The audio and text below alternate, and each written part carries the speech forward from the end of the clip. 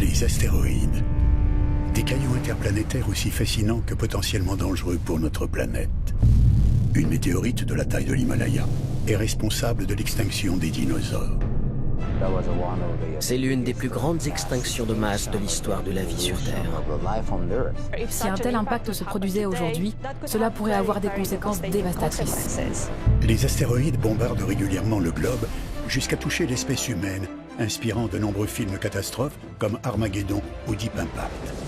Mais la fiction rejoint parfois la réalité, comme ce jour de 2013 en Russie. Cela aurait pu détruire une ville comme Amsterdam ou comme Paris. Mon Dieu, c'était incroyable. Je pensais que c'était de la sscience-fiction, mais non, c'était vraiment en train de se produire.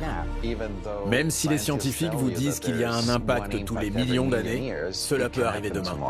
Qu'allons-nous faire si nous détectons un astéroïde qui se dirige vers la Terre?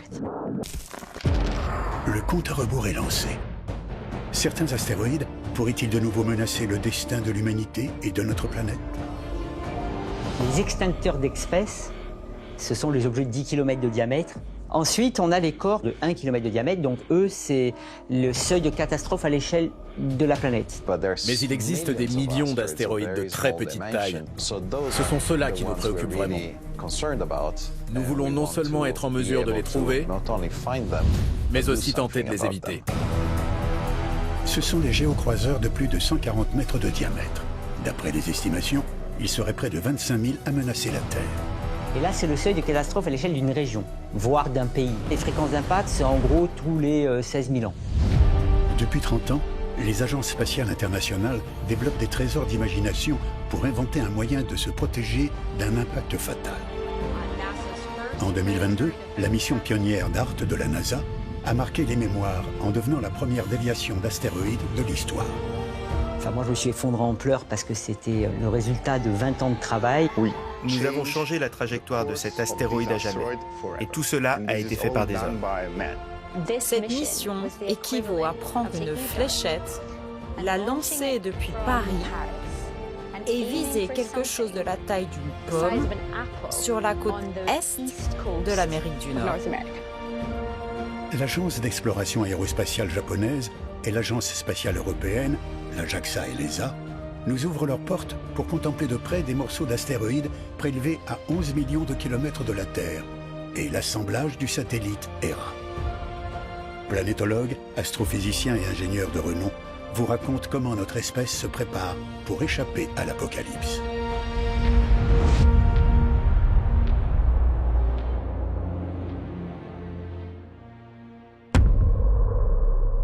La Terre, il y a 66 millions d'années. Les dinosaures règnent en maître sur un paysage taillé pour eux. Rien ne résiste à la loi de T-Rex, le plus grand carnassier que la planète ait jamais connu. Pourtant, un beau jour de printemps, leur monde touche à sa fin. La faute au pire ennemi qui existe, un assassin cosmique venu du fin fond de l'espace, un astéroïde. Un astéroïde de plus de 10 km de diamètre percute la Terre à plus de 10 km par seconde. L'impact avec la Terre est énorme. C'est l'un des impacts les plus importants de l'histoire de la Terre. L'astéroïde de la taille du mont Everest percute la Terre dans les eaux peu profondes du golfe du Mexique avec une puissance d'impact estimée à plus de 100 000 milliards de tonnes de TNT, 7 milliards de fois la bombe d'Hiroshima. Toutes les terres situées dans un rayon de 1000 km de la collision sont rayées de la carte, pulvérisées. De toute façon, quand un gros astéroïde tombe sur Terre, ce ne sont pas les conséquences immédiates de l'impact qui produisent les extinctions d'espèces ou les catastrophes. Ce sont les effets de l'impact à plus long terme. Sur Terre, nous vivons dans une biosphère très fragile. On ne se rend pas forcément compte, mais le moindre changement pourrait tout simplement la perturber complètement. L'impact éjecte dans l'atmosphère 20 000 km3 de roche, soit 8 millions de fois le volume de la pyramide de Khéops. Ce cataclysme crée une réaction en chaîne implacable qui s'étend rapidement autour du globe. Cet éjecta est propulsé très haut. Le feu se propage à grande échelle. Ces morceaux d'éjecta retombent et créent d'énormes vagues dans l'océan. L'atmosphère se réchauffe et transforme la planète en une véritable fournaise. Les volcans se réveillent. Mais le pire est à venir. L'impact de l'astéroïde engendre un nouveau phénomène bien plus catastrophique encore. Cet événement gigantesque crée et soulève dans l'atmosphère une quantité si importante de poussière et de particules qu'elle se répand tout autour du globe. Ça absorbe complètement la lumière du Soleil qui ne peut donc plus passer à travers. La surface de la Terre, qui se trouve sous cet énorme nuage de poussière, devient donc de plus en plus froide. Avec ce nuage de fin du monde ceinturant le globe, la photosynthèse ne se fait plus. Sans énergie, les plantes périssent et, avec elles, toutes les chaînes alimentaires s'effondrent. Les animaux qui sont encore en vie après l'impact n'ont plus de nourriture et une grande partie des espèces de la planète sont anéanties. C'est l'une des plus grandes extinctions de masse de l'histoire de la vie sur Terre. L'impact de l'astéroïde et ses conséquences font disparaître 75% des espèces animales à tout jamais. Parmi elles, les animaux les plus puissants ayant foulé le sol de notre planète.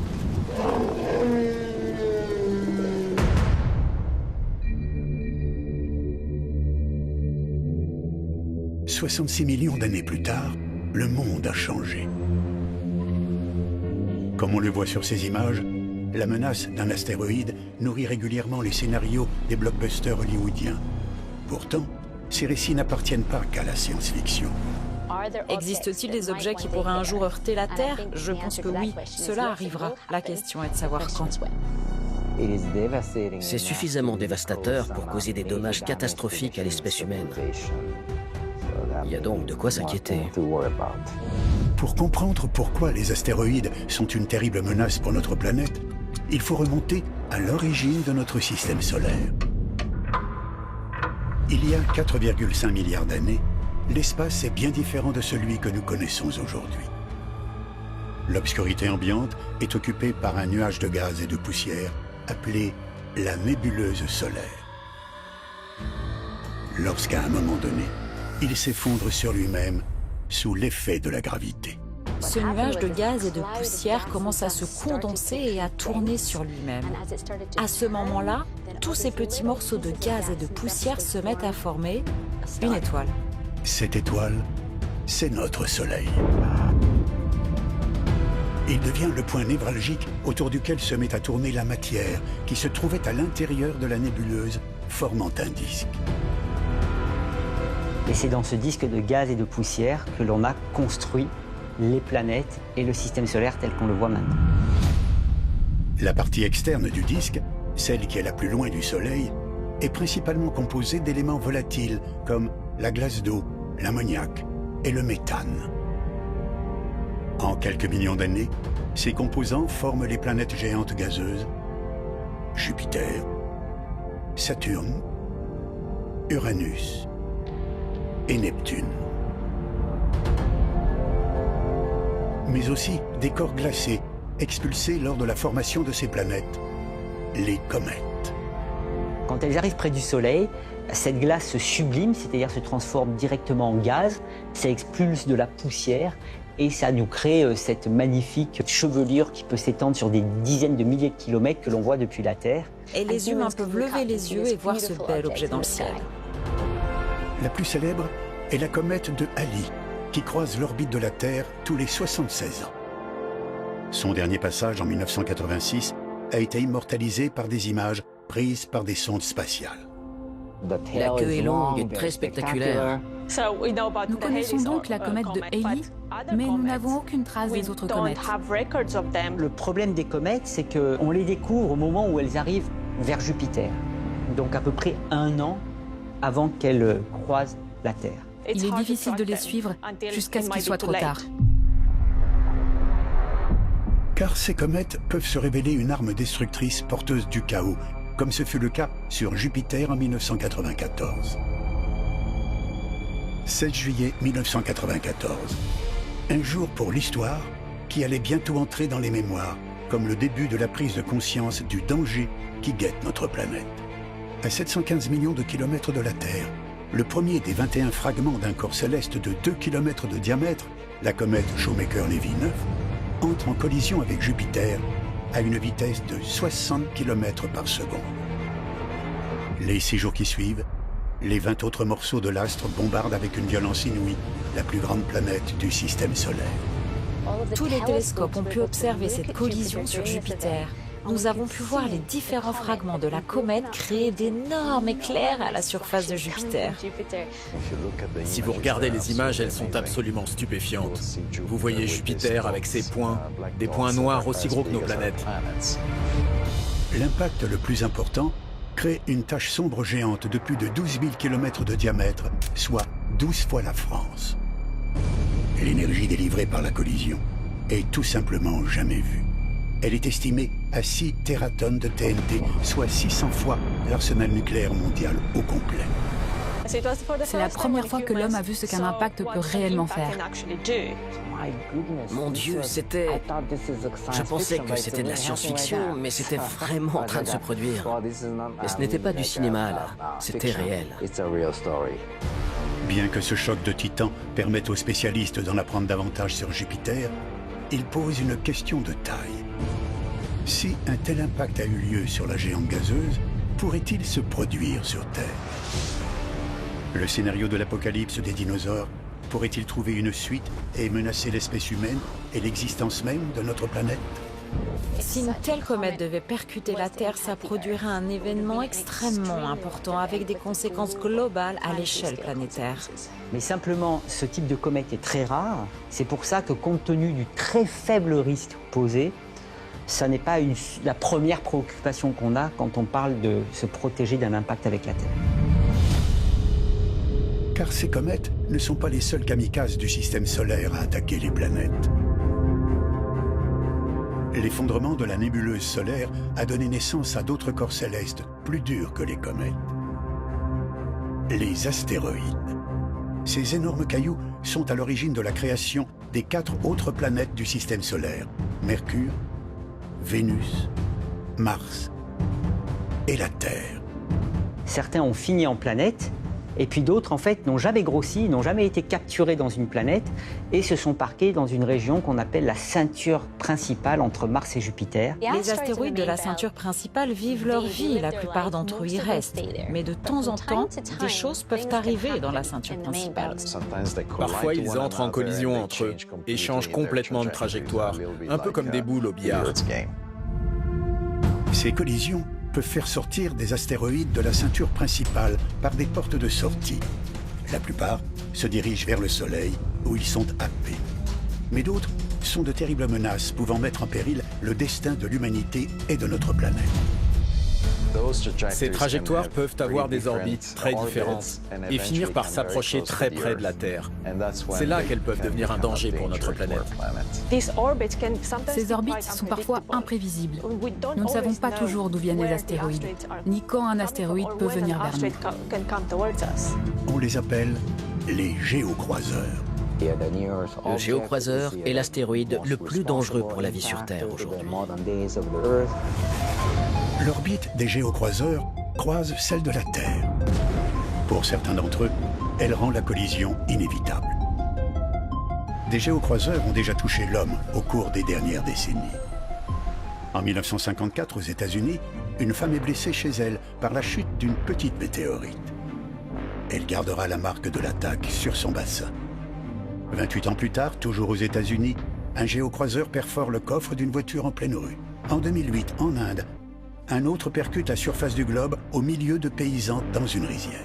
On a plus de risques d'avoir un accident sur Terre que de se prendre un astéroïde sur la tête. Mais ça arrivera sur le long terme, c'est pour ça qu'il est pertinent de s'en occuper. Mais bien que dangereux, ces gros cailloux ne sont rien à côté de ceux mesurant une dizaine de mètres ou plus. C'est de cela dont il faut s'inquiéter. Nous devons nous assurer de leur localisation et essayer de nous en protéger.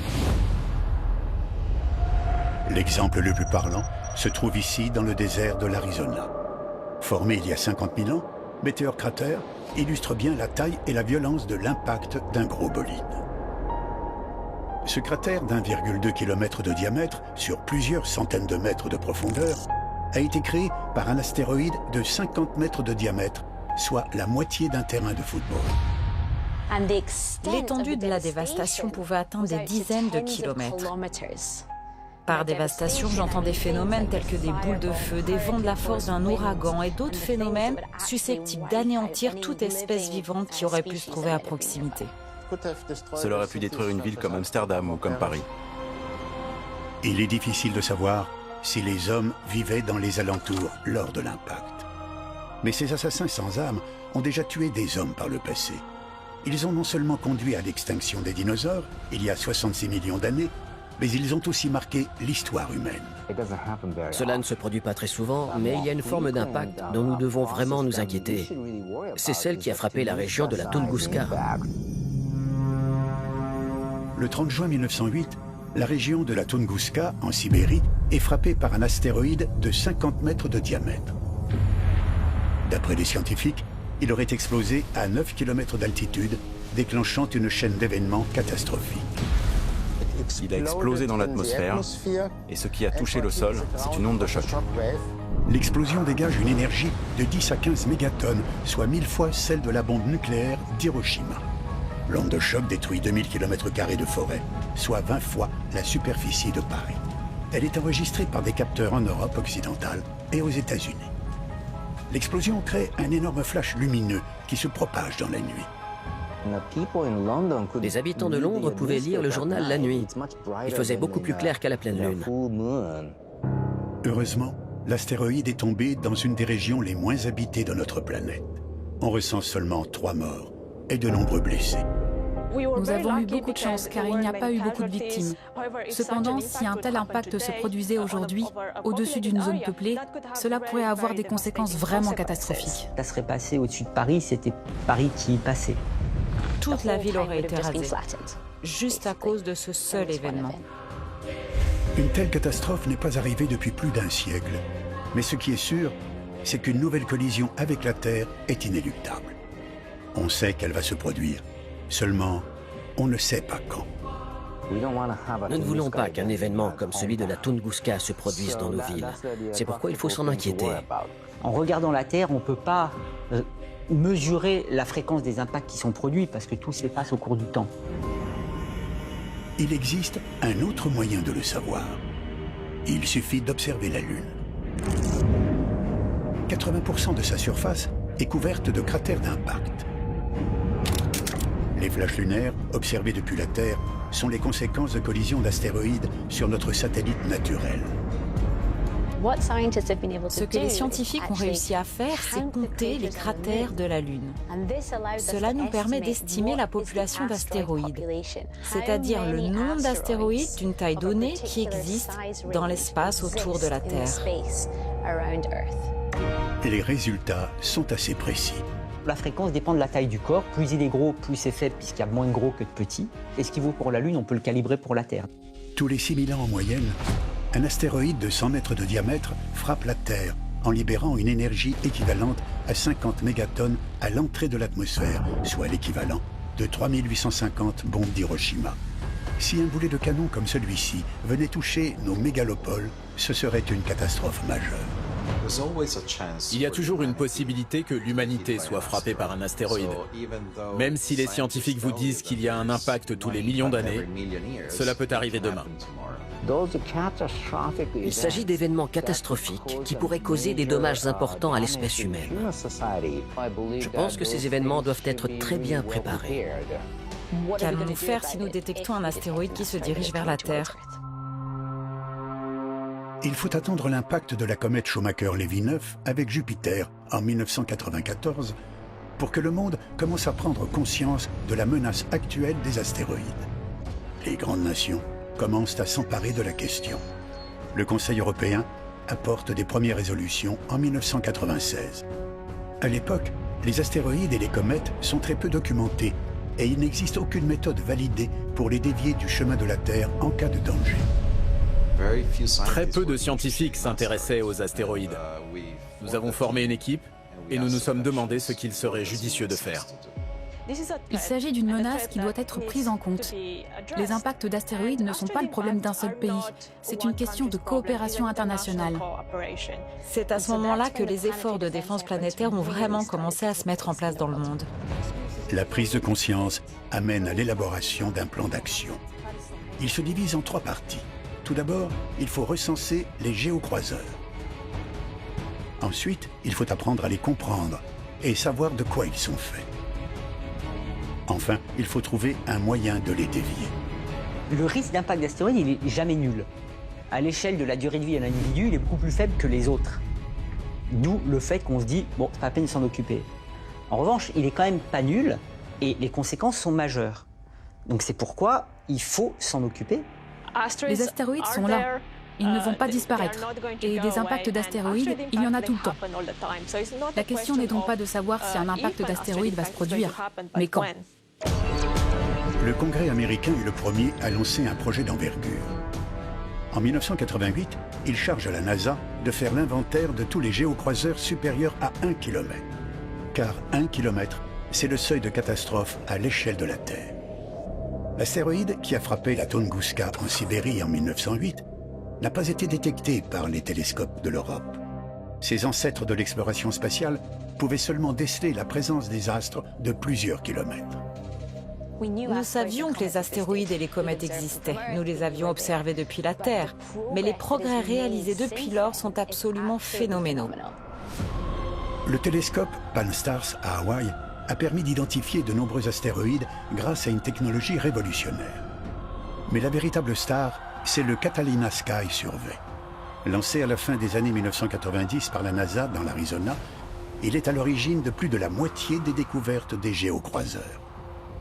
Ils ont un grand angle de vue, ce qui leur permet de balayer le ciel relativement rapidement et de rechercher tout ce qui se trouve en mouvement. Et ce sont vraiment eux qui ont explosé le nombre de découvertes d'astéroïdes et qui ont permis d'atteindre cet inventaire de 33 000 géocroiseurs découverts. Depuis l'espace, un autre outil exceptionnel vient compléter les missions de ces jumelles terrestres. C'est le télescope spatial américain NEOWISE. Cette véritable sentinelle de la Terre a une mission primordiale. Le télescope NEOWISE est chargé de rechercher des astéroïdes dangereux. Jusqu'à présent, il a identifié 377 astéroïdes, dont 63 potentiellement dangereux pour la Terre. Et nous devons tous nous en préoccuper. C'est grâce aux observations, couplées avec des modélisations numériques, que les scientifiques effectuent l'inventaire des astéroïdes et estiment le nombre de ces objets en fonction de leur taille.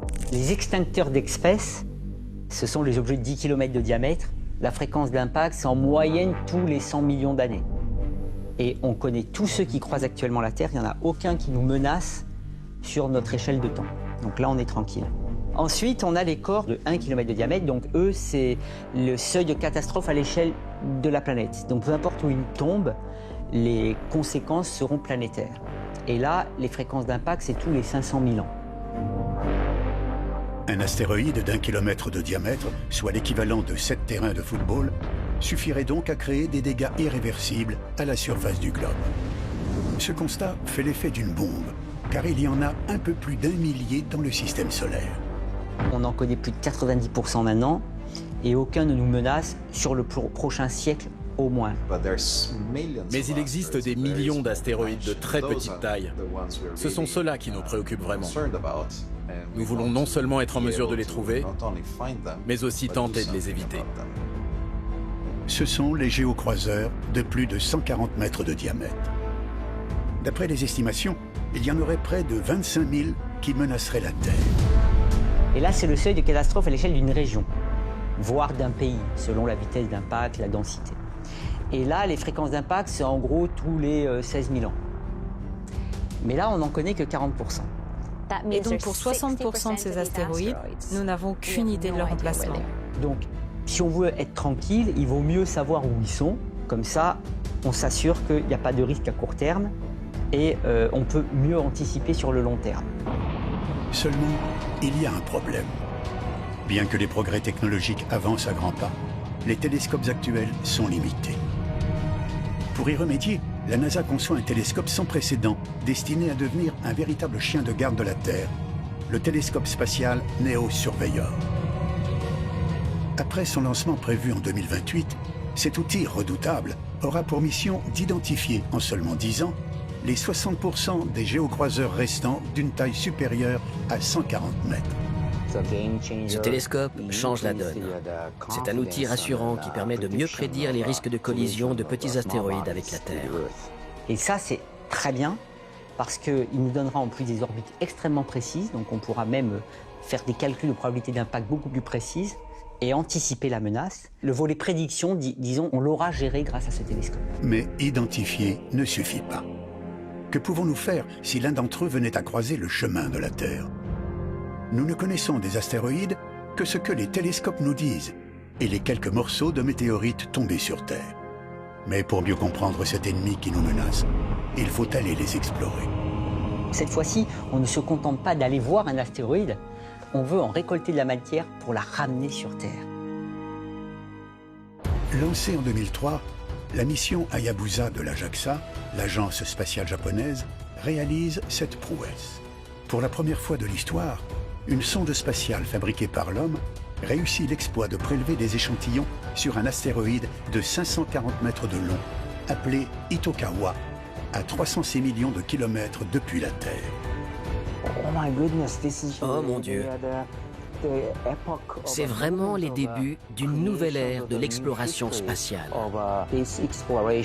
Dans les astéroïdes, souvent on pense, ah oui, c'est des petits cailloux simples, il suffit de faire ça, il n'y a qu'à.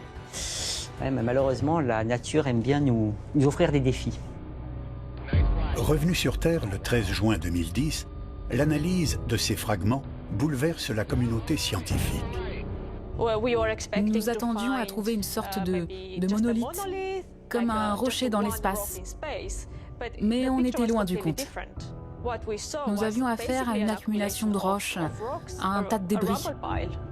Cette information est d'une importance capitale pour parvenir à dévier un astéroïde. Pour en savoir plus sur ces objets interplanétaires, la JAXA lance une deuxième mission le 3 décembre 2014. Estimée à près de 200 millions d'euros, la sonde spatiale Hayabusa 2 doit récolter des échantillons de l'astéroïde Ryugu, un autre caillou de 900 mètres de diamètre situé à 309 millions de kilomètres de la Terre. Les Japonais se sont dit, bon, on va avoir un cornet qui fait à peu près 70 cm de long, et tel un moustique, quand le cornet touche la surface, ça déclenche l'envoi d'un petit projectile de 5 grammes à 300 mètres par seconde. Le projectile tape, on récolte de la poussière et on s'en va. Et avec ça, on peut avoir, ce qui était le but, au moins 100 mg de matière. Le 22 février 2019, toutes les attentions sont sur Hayabusa 2. En 6 secondes, son cornet prélève des échantillons en les enfermant dans sa capsule. Je me suis dit, oh mon Dieu, c'est génial. Il s'agissait juste de prélever des échantillons, mais c'était vraiment extraordinaire. Les échantillons sont envoyés ici, dans les laboratoires de la JAXA, à Sagamihara, au Japon. Le professeur Tomohiro Uzui dirige les opérations. Le plus grand échantillon mesure plus d'1 centimètre de diamètre. C'est énorme pour nous. C'est dans cette pièce hautement sécurisée et à la pointe de la modernité que les scientifiques de l'agence spatiale japonaise examinent ce précieux trésor. Et leur préservation est un challenge en soi. La moindre erreur, et ils peuvent être contaminés par l'air ambiant, et la mission n'aurait servi à rien. En regardant par la fenêtre, nous pouvons voir les échantillons et aussi les manipuler en les examinant à l'œil nu. Et parfois, nous utilisons le microscope optique en le plaçant par-dessus. Ces données aideront les scientifiques à mieux connaître les propriétés des astéroïdes susceptibles d'avoir un impact sur la Terre et leur rôle dans l'émergence de la vie sur notre planète. Ce qui appartenait au registre de la science-fiction par le passé devient une véritable prouesse technologique et humaine qui pourrait aider l'humanité dans son combat face à ces titans meurtriers venus des confins du système solaire. Car les géocroiseurs continuent leur course folle vers la Terre sans que nous ayons un moyen de les détourner de leur trajectoire. En 2013, les gens ont réellement pris conscience de la dangerosité des impacts d'astéroïdes. Le ciel a littéralement explosé. 9h13, 15 février 2013.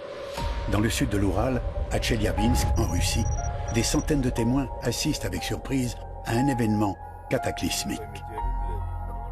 La cause, la désintégration d'un astéroïde de 16 mètres de diamètre à 30 km d'altitude. C'est un impact que l'on n'avait pas vu venir. Nous ne savions pas qu'il allait frapper. Il libère dans l'atmosphère une énergie équivalente à 35 fois celle d'Hiroshima. La chaleur de l'explosion est ressentie à 60 km à la ronde. L'onde de choc fait éclater les vitres des immeubles et des maisons et fait s'écrouler des toits, ce qui engendre des milliers de blessés. Heureusement, personne n'a été tué. Mais c'est un exemple concret de personnes susceptibles d'être blessées par un astéroïde. Cela nous a vraiment montré que la menace est réelle. Les images de la catastrophe font le tour du monde. Désormais, le monde prend conscience du danger qui guette notre planète. La plupart des gouvernements commencent enfin à s'intéresser à ce que disent les scientifiques sur la menace astéroïde. Aux États-Unis, l'administrateur de la NASA a été exigé au Congrès américain pour expliquer comment la NASA n'avait pas vu ça. Sa réponse a été « Écoutez, si vous m'aviez donné le budget que j'ai réclamé pendant des années pour faire face à ce problème, peut-être qu'on aurait pu y faire face. Qu'est-ce qu'on fait si un objet nous arrive comme ça dessus ?» Il avait répondu « Priez ». En 2016, 3 ans après Chelyabinsk, la NASA crée le premier bureau de défense planétaire, suivi quelques années plus tard par le bureau mis en place par l'ESA, l'Agence spatiale européenne. Nous faisons notre mieux pour effectuer ces observations, pour prédire ces événements afin de mettre en place un système d'alerte. Même si nous trouvons un astéroïde qui se dirige vers la Terre, il n'y a rien que nous puissions faire. Et c'est pourquoi nous avons besoin d'une mission. Nous avons besoin d'une sorte de mécanisme pour essayer de dévier ces astéroïdes. Mais comment dévier ces véritables armes de destruction massive? Il n'y a que 2 moyens, les détruire ou les dévier de leur trajectoire. Détruire un astéroïde est le scénario de nombreux films catastrophes hollywoodiens, à commencer par Armageddon, où un bolide de la taille du Texas menace la survie de l'espèce humaine. Le blockbuster développe l'idée de détruire un tel monstre en forant un puits au cœur de ce caillou gigantesque pour y déposer une arme nucléaire et le faire imploser. Mais ce scénario est-il plausible? Je pense que l'atterrissage sur l'astéroïde est possible. Et le forage est également possible. Donc je pense que la technique de destruction que l'on voit dans Armageddon est faisable. Cette marche à suivre pourrait être utilisée en dernier ressort, si d'autres techniques ont échoué précédemment. Seulement, étant donné que ça n'a jamais été testé, les conséquences d'une telle explosion sont indémontrables, sans compter les multiples effets indésirables de l'utilisation de l'arme atomique. Nous n'utiliserons pas la technique de Bruce Willis qui consiste à placer des armes nucléaires à l'intérieur de l'astéroïde. On ne pourrait pas le contrôler. Nous pourrions nous retrouver avec un grand nombre de fragments contenant tous des matières nucléaires qui pourraient retomber sur Terre. Au lieu d'être dévié en toute sécurité, cela pourrait causer des dommages encore plus importants à la surface du globe. Le recours à l'arme nucléaire n'est donc pas privilégié du tout, car les scientifiques cherchent justement à l'éviter. Donc, plutôt que de tout casser, il vaut mieux essayer de pousser l'astéroïde sur le côté pour qu'il passe à côté de la Terre. Mais comment pousser un tel colosse? Les experts testent plusieurs méthodes, dont les principales sont l'effet Yarkovsky, le tracteur gravitationnel et l'impacteur cinétique. Un procédé étudié est ce que les scientifiques appellent l'effet Yarkovsky. C'est un effet thermique naturel dans lequel la lumière du Soleil joue un rôle déterminant sur l'orbite des astéroïdes. L'effet Yarkovsky est un effet très lent dû aux interactions entre le Soleil et l'astéroïde. Le Soleil chauffe un côté de l'astéroïde et la plupart des astéroïdes se mettent à tourner dans l'espace. En tournant, il expose différentes zones de l'astéroïde au Soleil. Il absorbe de la chaleur et la libère. Les radiations solaires irradient la surface de l'astéroïde sous forme de chaleur. Cette chaleur crée une force qui peut modifier l'orbite du géocroiseur. C'est comme sauter d'un bateau, ça repousse le bateau. Et de la même manière, le rayonnement allant dans la direction du Soleil repousse l'astéroïde loin de lui. Seulement, ce phénomène naturel n'est vraiment efficace que pour des petits astéroïdes de moins d'1 kilomètre. De plus, le changement d'orbite s'opère très lentement. Néanmoins, les scientifiques pensent qu'il serait possible de contrôler cet effet pour maîtriser la trajectoire d'un géocroiseur. On a sur le papier certains qui envisagent de peindre l'astéroïde pour pouvoir modifier ses propriétés thermiques et donc changer l'effet Yarkovsky pour changer la trajectoire de l'astéroïde. Je ne sais pas quel peintre on envoie, je ne sais pas non plus comment on peint, comment on s'assure que la peinture ne va pas s'évaporer ou adhérer. C'est quelque chose que l'on pourrait essayer à l'avenir. Mais je ne pense pas qu'elle soit considérée aujourd'hui comme l'une des méthodes les plus optimales pour essayer de dévier un astéroïde. Car il y a plus simple, comme la méthode dite du tracteur gravitationnel. Le tracteur gravitationnel est le moyen le plus doux de dévier un astéroïde. Cette méthode consiste à faire voler une sonde spatiale près d'un astéroïde afin de modifier lentement sa trajectoire grâce à l'attraction gravitationnelle générée entre les deux. Là, on ne touche pas l'astéroïde. On se met à proximité de l'astéroïde. Donc mon astéroïde, il est là, ma sonde, elle est là, et j'utilise la masse de ma sonde pour attirer l'astéroïde vers elle. L'attraction gravitationnelle de la sonde tire l'astéroïde et par conséquent modifie son orbite. Il faut bien sûr faire très attention à ne pas dévier un astéroïde dans une direction qui lui permettrait un jour de nous frapper. Seulement, il faut réunir plusieurs éléments pour que ça fonctionne. La première chose est d'avoir un engin spatial aussi massif que possible, afin de générer suffisamment de gravité pour attirer l'astéroïde vers lui. Ensuite, il faut beaucoup de temps, car l'attraction gravitationnelle est si faible qu'il faut vraiment des décennies pour modifier la trajectoire d'un astéroïde. Un engin spatial de 20 tonnes pourrait, par cette méthode, dévier suffisamment un astéroïde de 200 mètres en séjournant durant 1 an près de celui-ci, à condition d'effectuer cette opération 20 ans avant l'impact prévu. Les experts espèrent la tester, car elle a l'avantage de permettre une déviation bien contrôlée. Bien qu'il s'agisse d'un des concepts étudiés par les scientifiques, il a été communément admis dans le monde entier que l'impacteur cinétique était également la technique la plus aboutie et la première à pouvoir être validée. La technique de l'impacteur cinétique est très élégante. Il n'y a pas besoin d'explosifs, vous n'avez pas besoin d'une technologie de science-fiction. En fait, il s'agit de faire percuter un vaisseau spatial à très grande vitesse sur l'astéroïde et le pousser hors de sa trajectoire, un peu comme lorsque vous jouez au billard. L'engin spatial termine sa course sur l'astéroïde et change sa vitesse de seulement quelques millimètres par seconde. Ce n'est rien. Mais si vous le faites suffisamment tôt, même sur une masse énorme, cela suffit pour éviter la Terre. 5, 4, 3, 2, 1. 24 novembre 2021. La fusée Falcon 9 de SpaceX, lancée par la NASA, décolle depuis la base de Vandenberg en Californie pour une mission pionnière dans toute l'histoire de l'humanité. À son bord, un bijou de technologie de 300 millions de dollars, programmé pour dévier un astéroïde, l'impacteur cinétique DART. La mission DART, en fait, c'est une sonde qui fait un peu plus de 600 kg au départ, qui a ses propulseurs, ses panneaux solaires et une caméra qui va lui servir à s'orienter, à naviguer et, muni d'un logiciel de navigation intelligente, à se diriger pour taper dans l'astéroïde. Nous voulions montrer que nous étions capables de déplacer un corps dans l'espace. Pour ce faire, la mission DART a ciblé un astéroïde binaire. Cet astéroïde binaire est un mini-système Terre-Lune. Situé à 11 millions de kilomètres du globe, il est composé d'un gros caillou de 800 mètres de diamètre appelé Didymos, autour duquel orbite un plus petit de la superficie d'un terrain de football, Dimorphos. DART doit s'écraser sur cette roche de 150 mètres de diamètre.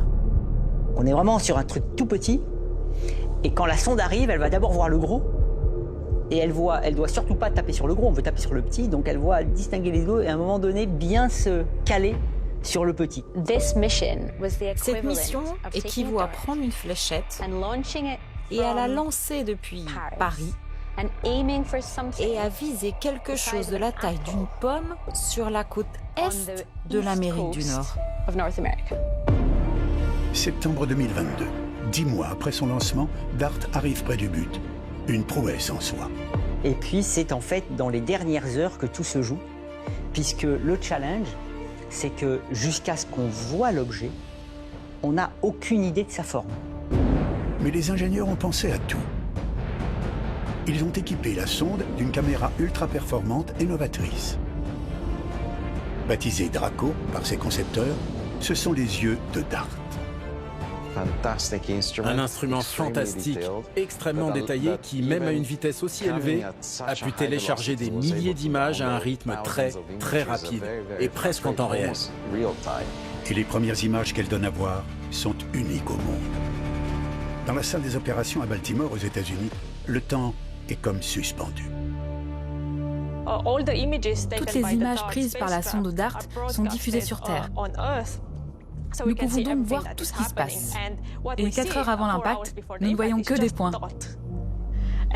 Puis, au fur et à mesure que le temps passe, nous commençons à distinguer une forme.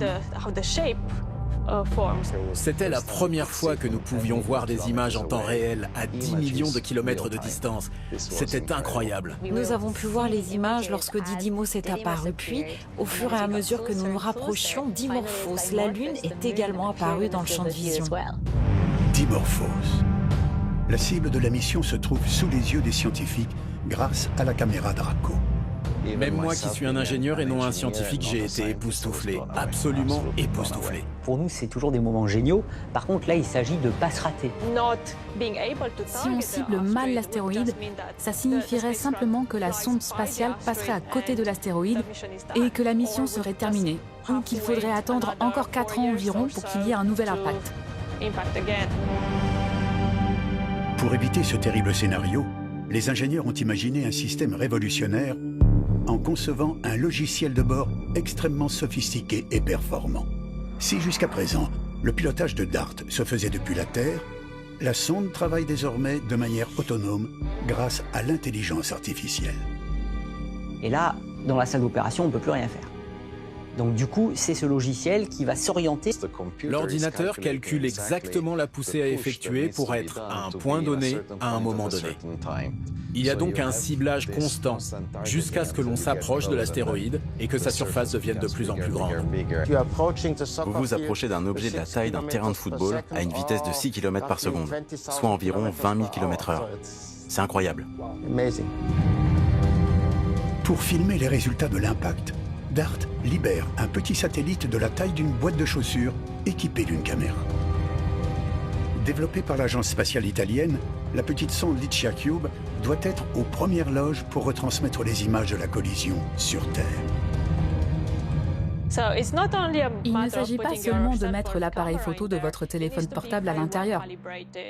Il faut qu'il soit très bien calibré, qu'il fasse la mise au point et qu'il regarde des choses qui se trouvent à 70 km de distance. Ce n'est donc pas une mince affaire. 26 septembre 2022. Il est 23h13 au méridien de Greenwich, soit 1h13 heure française le lendemain. Scientifiques et ingénieurs se préparent à vivre un moment unique au monde qui doit rester dans les annales comme la première tentative mondiale de déviation d'astéroïdes. L'événement est retransmis en direct dans le monde par la NASA. Dans la salle des opérations de Baltimore, on retient son souffle. C'est des moments incroyables puisqu'on est en même temps super excité et en même temps on a peur que ça rate. Et voilà, donc du coup on était là avec toute l'équipe, on a eu les premières images. Qu'est-ce qui va se passer? C'est le suspense, un énorme suspense. L'excitation est à son point. Et on commence à voir de plus en plus de pixels.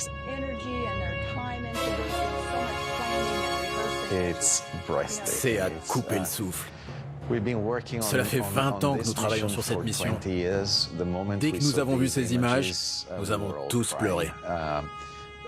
Nous n'avions jamais rien vu de tel. La dernière image transmise par la sonde spatiale était une image partielle. Ce n'était qu'une partie, mais nous avons vu qu'il est allé droit au milieu d'un astéroïde. Il est 1h14 du matin. La sonde DART percute l'astéroïde Dimorphos à une vitesse de 6 km par seconde, soit 24 fois la vitesse d'un avion de ligne.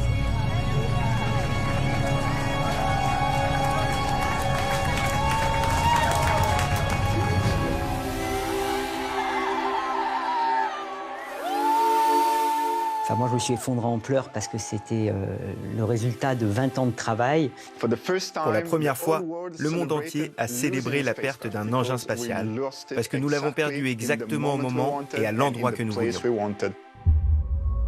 Les premiers résultats sont incroyables.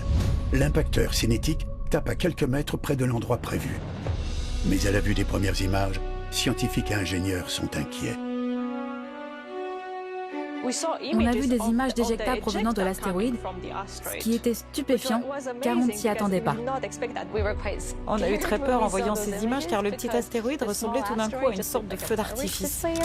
Là, je me suis dit, oh là là, on a pulvérisé Dimorphos. Mais un pixel a pu nous rassurer.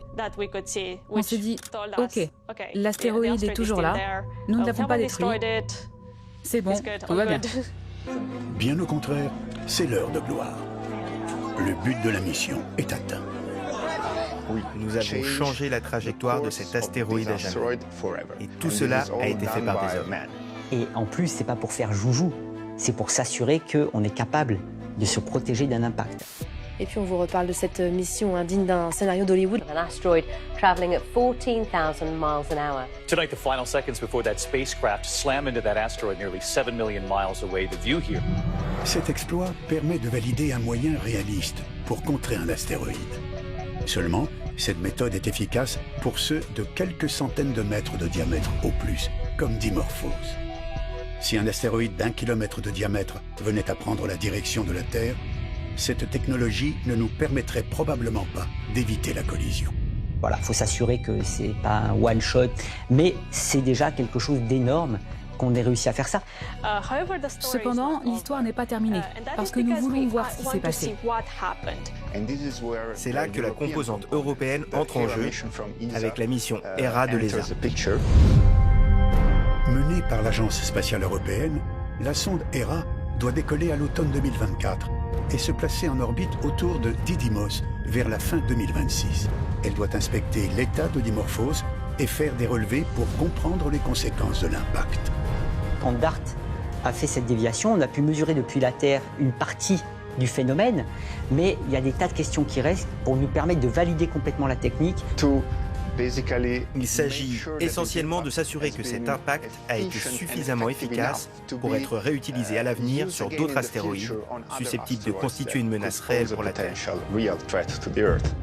Plus de 500 personnes issues des 4 coins de l'Europe ont conçu ce chef-d'œuvre d'ingénierie. Construite en un temps record de 4 ans, Hera est assemblée ici au Centre européen de recherche et de technologie spatiale à Noordwijk, aux Pays-Bas. L'ESA a exceptionnellement ouvert ses portes pour permettre à nos équipes de filmer le satellite. Ce que vous voyez ici est essentiellement le cœur du satellite. Vous pouvez jeter un coup d'œil à certains des équipements clés qui permettent au satellite de fonctionner. Ce cube d'1,60 m de côté contient plus de 7 km de câbles parfaitement reliés pour faire d'Hera un satellite complètement autonome. Il sera alimenté grâce à des panneaux solaires d'une superficie de 13 mètres carrés. Mais avant son lancement, la sonde doit être soumise à une batterie de tests où la place à l'erreur n'est pas permise. Nous effectuons une série de tests pour vérifier que le vaisseau spatial est prêt, qu'il peut résister au lancement et à sa durée de vie opérationnelle dans l'espace. Lors du décollage, la sonde doit être capable de supporter les vibrations de la fusée. Une épreuve qui peut endommager la structure du satellite s'il n'est pas parfaitement testé en amont. Le niveau sonore est insupportable. Nous avons d'énormes portes à LED. Elles seront fermées avant de commencer le test. Le vaisseau spatial sera placé au milieu de la pièce avec quelques capteurs et nous le mettrons en marche. Une grande quantité d'azote circulera dans ce tuyau et créera un niveau de bruit insupportable. Hera devra ensuite être mise dans ce cube noir pour subir les conditions intenses du vide spatial et des températures extrêmes. Nous fermerons ce grand réservoir avec ce dispositif de levage très lourd qui scellera hermétiquement la chambre. Ensuite, nous évacuerons l'air, abaissant la pression à des niveaux similaires à ceux que l'on trouve dans l'espace. Les investigations sur place doivent durer 6 mois. L'ensemble de Dimorphos sera cartographié. Sa masse sera estimée avec précision, permettant ainsi d'avoir une estimation directe de l'efficacité de l'impact de DART. Grâce à de nanosatellites capables d'atterrir dessus, Hera sera la première mission à mesurer la structure interne d'un astéroïde. Avec le développement technologique, ils deviennent de plus en plus puissants et aujourd'hui, ce sont des instruments vraiment intéressants car vous pouvez les considérer comme des drones que vous déployez lorsque vous arrivez à votre destination. Cela nous aidera à avoir une image complète de l'impact lui-même, du système avant l'impact et après l'impact. Une mission pleine de promesses qui pourrait nous apprendre si notre première tentative de déviation d'astéroïdes se révèle assez efficace. De plus, elle nous permettra d'en savoir plus sur la création du système solaire et sur l'apparition de la vie sur Terre.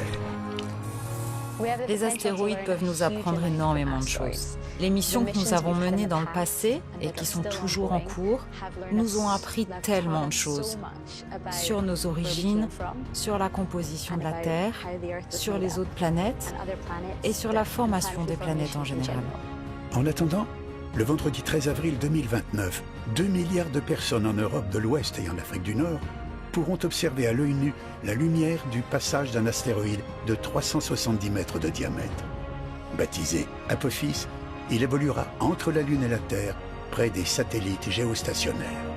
Ça va être un événement mondial, et on essaie d'avoir une mission en Europe qui va aller voir cet astéroïde pendant qu'il passe près de la Terre. Les scientifiques espèrent que le monde se rendra compte de la présence des astéroïdes dans le système solaire.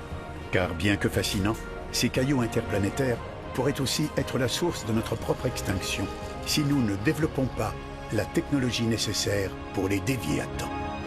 En fait, on est en train de s'acheter une assurance vie qu'on va pouvoir offrir aux futures générations pour que le jour où ils auront affaire à ça, ils aient un protocole établi qui leur permet de ne pas avoir à se disputer, à réfléchir qui fait quoi, comment, en ayant déjà une méthode testée qui leur permet de se dire « bon, ok, on est à peu près bon et on va pouvoir se sauver de ça ». C'est ça qu'on cherche à faire.